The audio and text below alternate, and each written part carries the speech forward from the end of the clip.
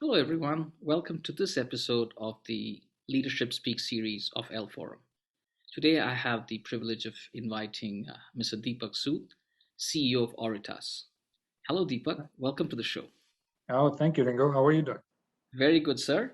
And for the audiences, I would love you to describe your background as to how you got here and your journey from college possibly to being the CEO of Oritas. Oh, well, it's a big transition of the different domains I have been in and how I ultimately, started this organization and now, in the making of 18 years that I have here. So, I did my engineering out of India, and I did it out of Punjab, Ludhiana. I came to United States to do my master's. Started it in Louisiana, and after that, I realized that um, you know there is a very unique area of IT where it was very connecting with me, which is a combination of finance and information system. So I decided to pursue that area. Got into SAP, and I in '98. Now how dinosaur I am in this domain. Um, I got my first employment with MIT in Boston, and I did the first. I was a team member of the first public sector implementation of SAP at MIT. Wow. Um, and After that, I worked with another organization to learn some more, details in the content management and data management space. And the company's name was Exos.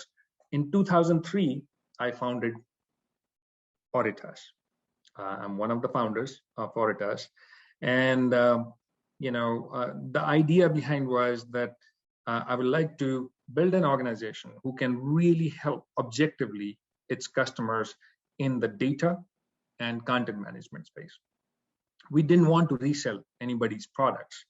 We really wanted to align with the customers to understand their needs, objectively look at the different options, and then be their partner in trying to give them the right solution. And here's the journey. I mean, 18 years into it, we have worked with over 350 customers now, and we have a really good reference pool of different industries, maybe utilities, defense, public sector, and all. So hopefully, Ringo, that answers the question, right? And perfect. And I think, for many uninitiated, Louisiana and Ludhiana are not neighboring towns, so they're a Yes, few yes, continents away. exactly right. So I said, wow, that was something. He said, okay, let me see where I would like to go. Ludhiana, Louisiana sounds right. I think I should Yeah, head there. So, yeah, believe me, at that time it was not by choice or by design. It just so happened. So that was interesting. You're the first person I met who did all of his schooling in towns which sounded the same. So, but yeah, thank you so much for that. So, my next question for you, Deepak, is your journey as a leader. You came here for your masters, and thereafter you worked on projects, worked in very marquee organizations, and then you went on to start your own company and you built a successful business. What has been your journey as a leader? Has the whole leadership experience evolved over the last 20 plus years?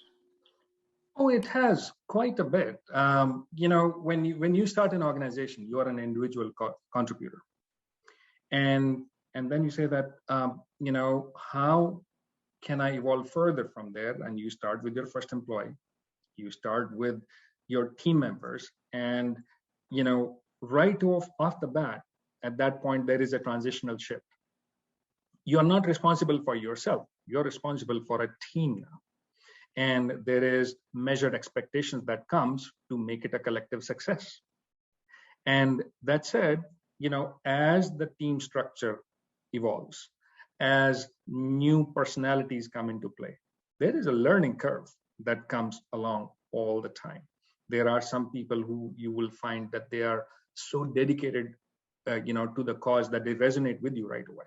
And then there are some folks that they'll say, "Hey, I know what I have to do, and let me do my job, and don't bug me on that. None of those two areas, or diversity of people, is a bad thing. But you will find, as a leader, you have to figure out a way how you make the best out of it. And it is not a one-way relationship that you are expecting work out of them. It is about, how can I make them more belonging to the organization, to a cause, and make it work. And now with the new transitional shift coming, with whether it is COVID and all those things, it is becoming even more important. We owe each other quite a bit, and those things change as the organizations grow. And whether it is caring, whether it is learning, whether it is building a personal relationship with those folks, no matter how big you are, I think that has evolved quite a bit over the years. And as my team is getting bigger, it is my constant effort that I stay connected with them, to who they are, who their family members are, and how do they see personally and professionally growing. And it's a constant change that is happening, but I feel it's a constant change in the good way, that you learn and you make it happen for your folks who are working with you. Excellent. I think very succinctly put, Deepak. So my next question is, in two parts. One is, what was your motivation to become an entrepreneur, and what has been your experience or learning as an entrepreneurial leader? So the motivation of becoming an entrepreneur, I would say, that it was just an innate desire that I want to define my own destiny. And for sure, you cannot control your destiny. But if you say that I want to hold the reins and I want to quantify the risk, I want to quantify the rewards myself. I have a trust, and I do not want somebody dictating the terms, but let me be sensitive to receive what is happening in the outside world, and react to it and make things happen. That was one of my innate desires. I wanted something as a quantifiable piece, build out of out of nothing, so to say. I don't come from a business background, so to me it was an experiment, and which is continuing. And I wanted to build something that resonates with me and the team that I'm working along. And Ringo, I'm sorry, I forgot the second part of the question. No, my second question was build into, what was your, how different is it being an entrepreneurial leader versus being a corporate leader, or of any other system, any other? You mean, the things are blending in some ways. I find that if you are part of the corporate organization versus you being an entrepreneur starting with a with a small business, I do find that the sense of responsibility is much higher. And whether it is making sure that your team is happy, whether it is making sure that you are in many ways we say leading edge of technology, but there is a fine line between leading and bleeding edge of the technology. And how do you invest? How do you invent? How do you innovate? Not necessarily invent, but innovate, and stay relevant all across the board. Now, in the corporate structure, you have the benefit of saying, getting all the market research, getting information from all the other folks, and saying, hey, this is the new thing that is coming along. But when you're an entrepreneur, you have to strive for it yourself. You have to see what is the next big thing that is coming along. Not that the things that you're doing currently are not good. But what happens is, we live in this capitalistic society where things are evolving. You are either growing or you're shrinking. And if you want to be in that race as an entrepreneur, you have to be on your toes all the time. And it's an exciting thing. I'm not suggesting this that it's a challenge. It's an exciting thing, and you have to be in that area, constantly learning and evolving and implementing those things. And that's, I find, from my perspective, the difference between working for yourself as an entrepreneur versus working in the corporate world. Okay, that's wonderful. And because that's always a challenge, right? Making that leap and then continuing with that journey, right? And I guess the desire and the hunger to do something has to be very, very deep rooted for you to continue with the journey, right? Oh, absolutely, absolutely. So, in the last 18 years, as an entrepreneurial leader, as owner of your own business, what challenges have you faced? What could off the bat, something that there are, because there are young entrepreneurs, aspiring entrepreneurs, leaders in this forum. I'm sure they would love to hear your experiences and challenges. Well, I mean, so once you're an entrepreneur, I mean, the challenge is every day. So let me quantify certain challenges. You could start with a financial challenge, like you want to expand, you want to, invest in certain areas, and you are guesstimating, you are estimating, hey, this is the kind of sales I'm looking at to start or build a successful practice, and your estimates are as good as quantifying the market research that you have. Now, um, that's a first risk I always see, that have we done our due diligence? Have we built starting from the vision to all the granular level? What are our managed expectations? And many times, the expectations versus what the truth is, there is always a gap between the two, and you have to be prepared for that there is going to be a deviation between the two, and you should be able to quantify and manage the risk out of that. Second thing, mine is a consulting organization.